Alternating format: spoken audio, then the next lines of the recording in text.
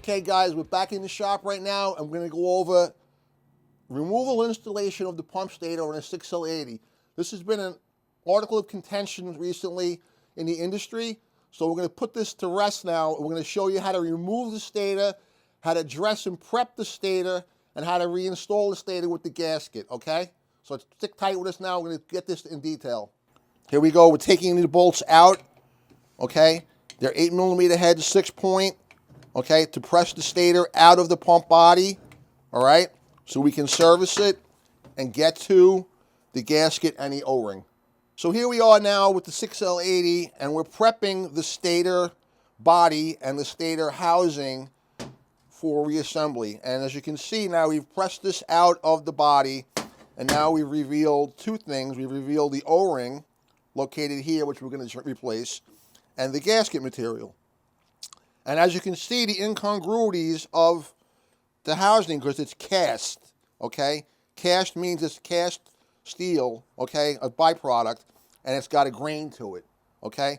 So now you're going to clean this off with a razor blade scraper or whatever you have, okay? And then you're also going to take a whetstone. This is something that a lot of guys don't have in the shop, and they don't use sometimes. The older guys like me, I'm 65 now, we use whetstones all the time to deck stuff.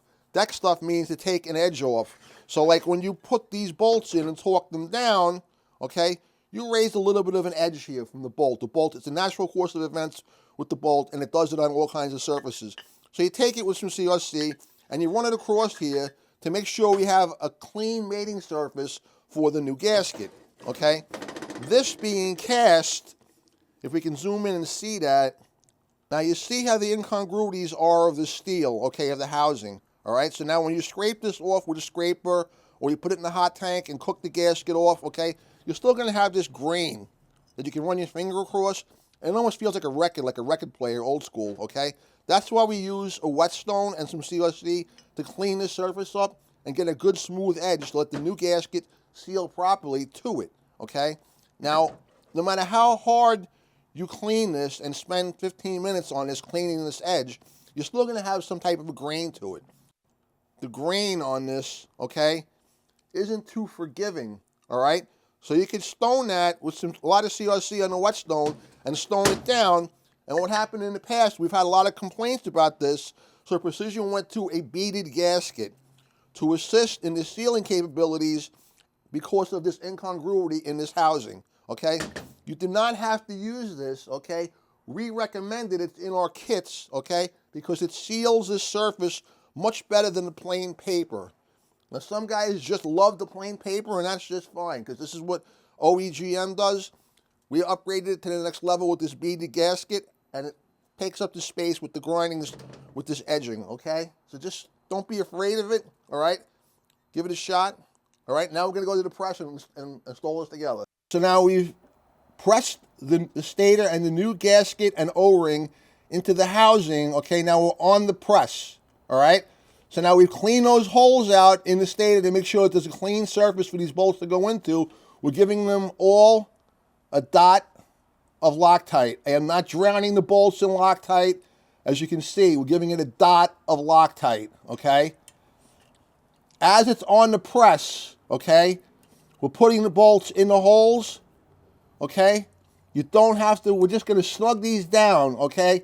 Because I don't want the stator to back off of the body, all right? Okay, so now we're tight down. We're looking at it. We saw the gasket imprint from the side, okay, in this location, right? We saw there's no gap here. All right, the stator is down all the way. Don't press it like an animal and break the stator, okay? Gently go down.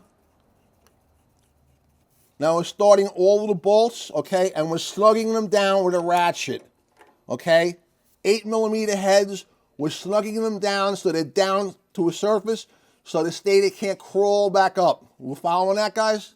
Okay, guys, so now we do a lot of these like everybody's doing. This is a really common unit now in the shops, and we had the Precision handout, which you're going to see on the screen in a minute, and that gives you the torque sequence, okay?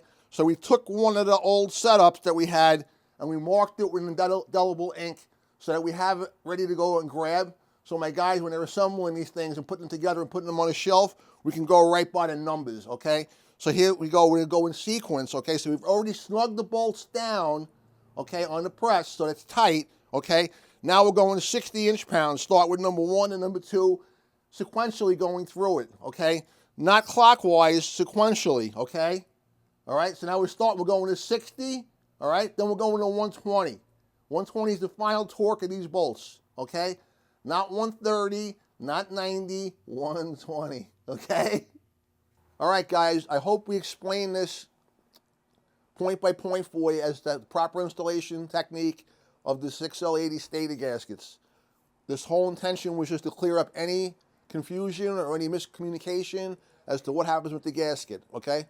Stick by with us. We got some more good videos coming up, and I'll catch you on the flip side. Thanks.